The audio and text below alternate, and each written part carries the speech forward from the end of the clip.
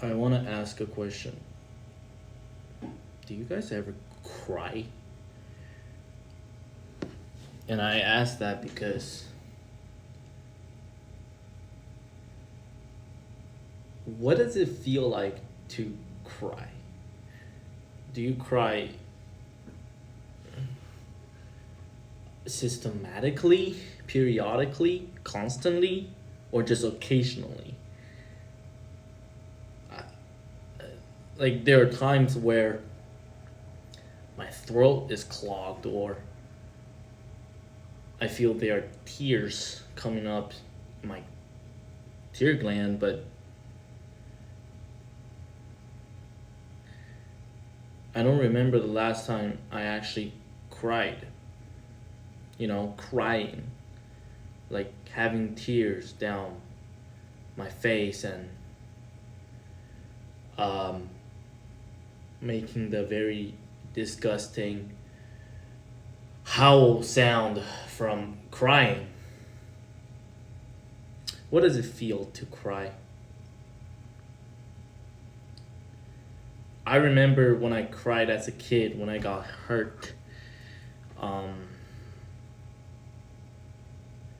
it's not even so much that it hurt so bad I had to cry. It's more just in the sense of shock when I get injured and it makes me cry. I don't remember the last time I've cried because I was sad. Well, I guess maybe when my great grandma passed away. That felt so natural. I just cried. It was cry. Didn't feel out of place at all, and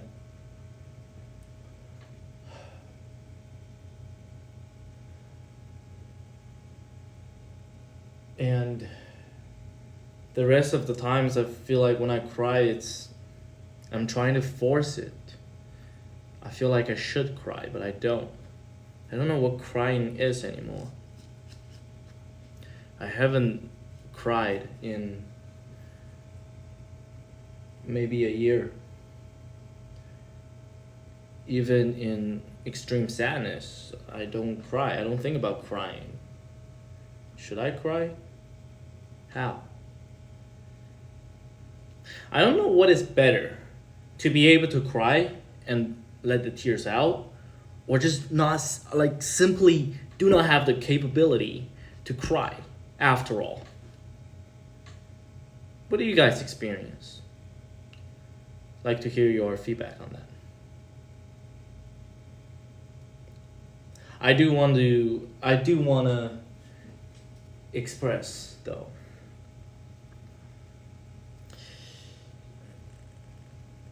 In times where you're sad, be sad.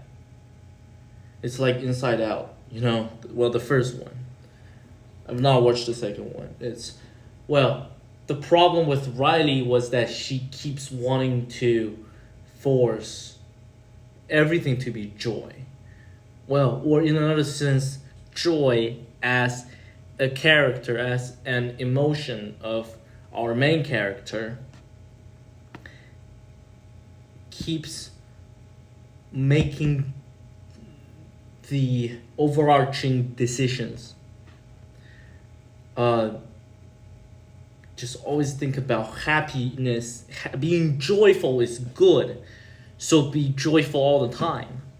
Well, there are two. I think there are two problems, and we can see it in the movie. There are two problems with that approach. First is the premise that joyfulness is good. Well, yeah, sure. I mean, happiness is wonderful and joy is great, but, well, all the time may seem very inappropriate. Joy can seem very dismissive at times.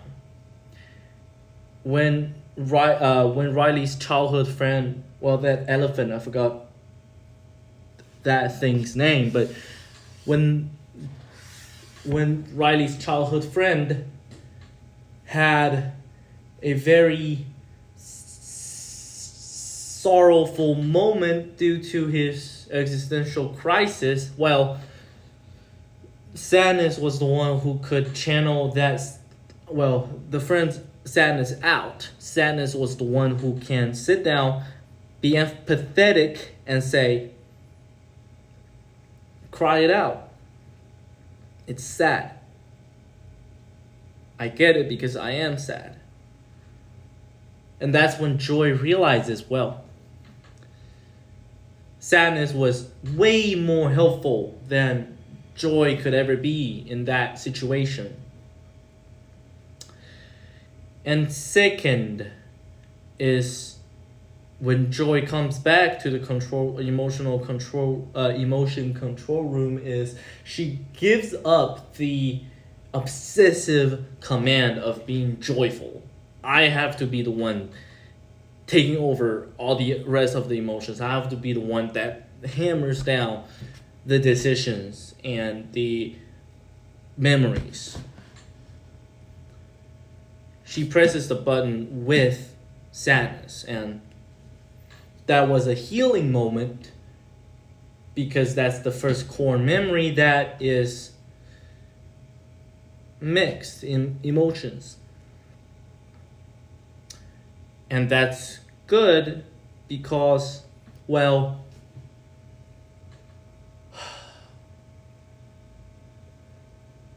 because that demonstrates hardship of relationship and bonding. To remind you, that was when Riley regrets her decision and comes home. And when she stands in front of her parents, and that reunion is the core memory where Joy brings sadness to press on the memory. Well, that kind of that sort of demonstrates that this hardship, this depression, even that this loss of sense of self or emotion that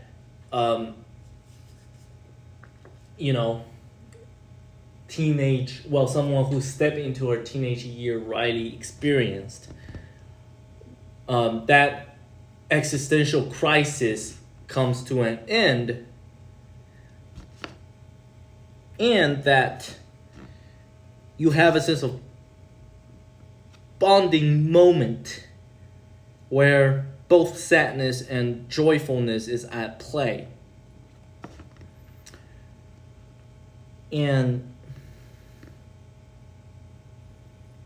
somehow that signifies emotional strength, the giving up of obsessive joyfulness of one's childhood and stepping into teenage years, and which that is filled with emotions, for crying out loud, and allowing yourself to be sad, understanding when to be sad, and being sad as a strength, being sad to enjoy, weirdly saying, to enjoy that moment, to enjoy that hardship and the relationship, the bonding. That's important. And I think I have trouble understanding sadness in relationships. I just don't think anyone's being sad with me. When you're up and about, your family can be overwhelmingly positive at times, or they say they can be dismissive towards your sadness. Well, what the hell to be sad about? You're so privileged. Well, sometimes I get it that older generations have it tougher, but doesn't mean that the newer generations doesn't have problems, or problems that worth being sad about and needs solutions and fix. And that leads to the absence of that emotional bonding in a relationship, right, can create a sense of, what the hell do I do now I'm in a new relationship? Because you've never seen something like that with other people, and well, oh well, that's overwhelming. Or underwhelming in the sense that you don't know what to do. You don't know what's next. You have no clue how to move forward towards the deepening of that relationship. I mean, I don't know if there's a fix for my situation unless I actually engage in one of those relationships where you are allowed to be, really sad with somebody, and that person shares that sadness with you, and you can enjoy that moment and say, that's pretty worth it, or that's pretty meaningful, and I can enjoy that moment and recall upon it to say that's pretty good. That was meaningful. That was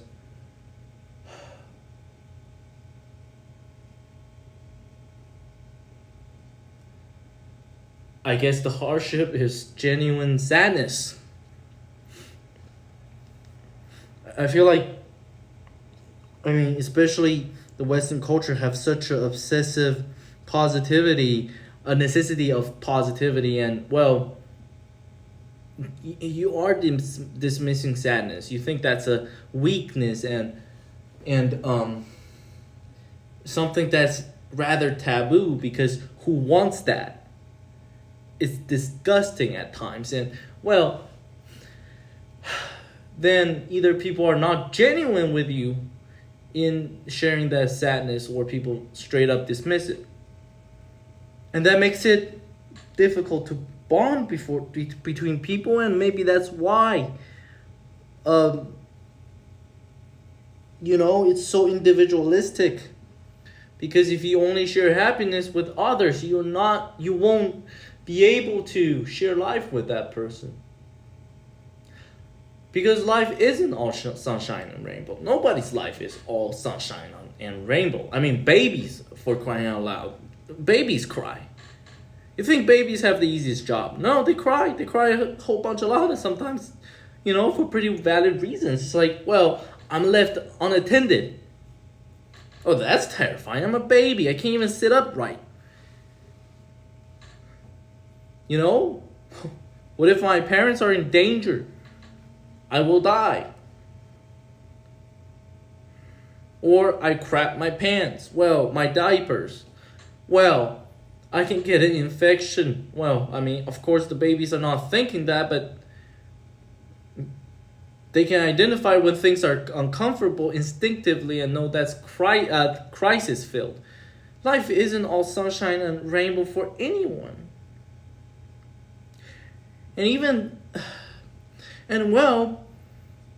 That's kind of what makes parents and children bond, is there's a lot of mixed emotions there.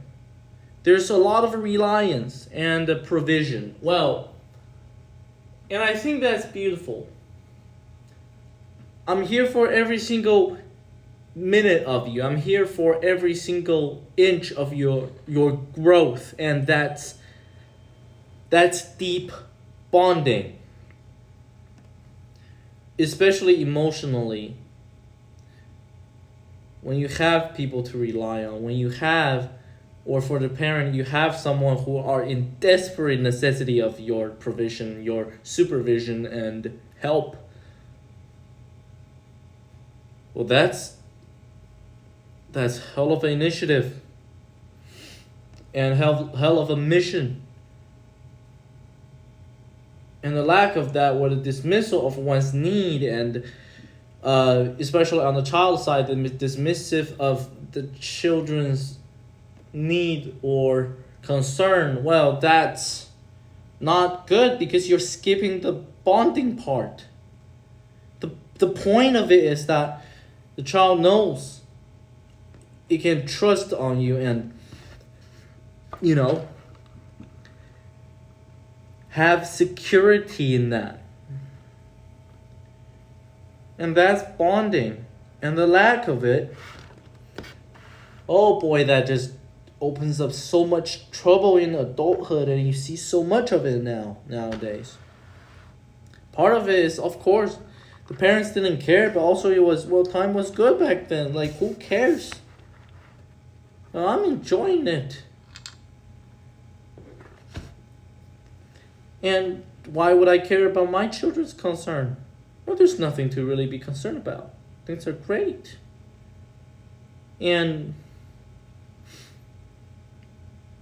that's a very dangerous mindset, to say the least. And eventually, well, I want to conclude with, I definitely want to hear you guys' thoughts on sadness, emotional bonding, and relationships and connections.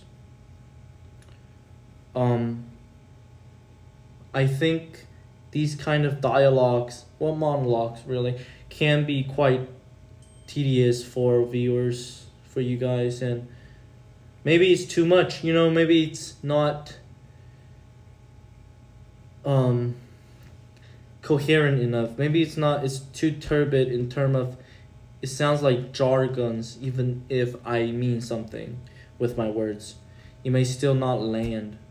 So maybe I need to incorporate some more storytelling here and there. I think that may be useful. But also, I need to spend some time to listen to my clips, my videos, and think about what else to talk about and how to, well, move forward. So to conclude,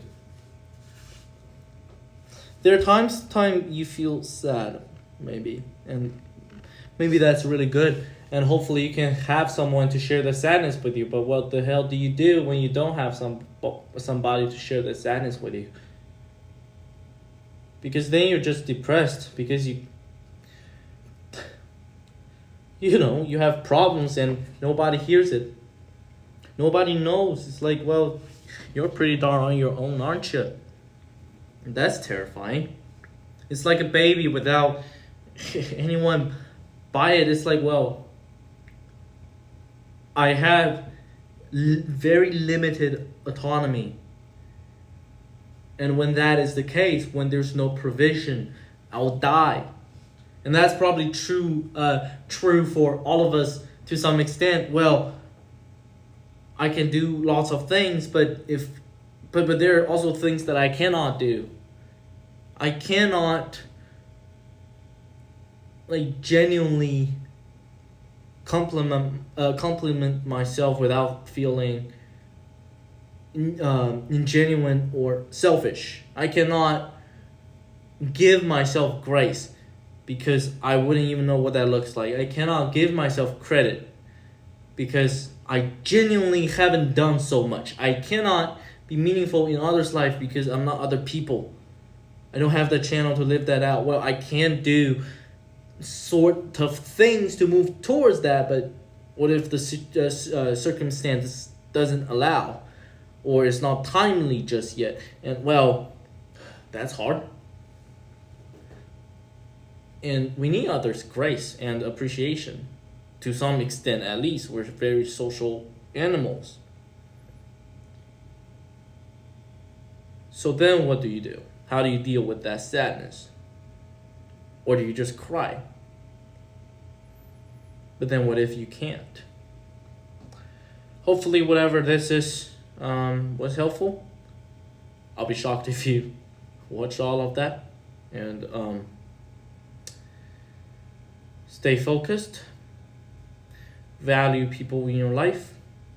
Appreciate when they share sadness with you.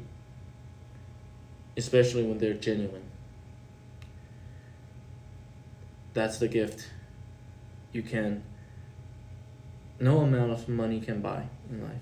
And well, I guess you can call that invaluable. Signing off. Hopefully you guys having a good night. And yeah, see ya.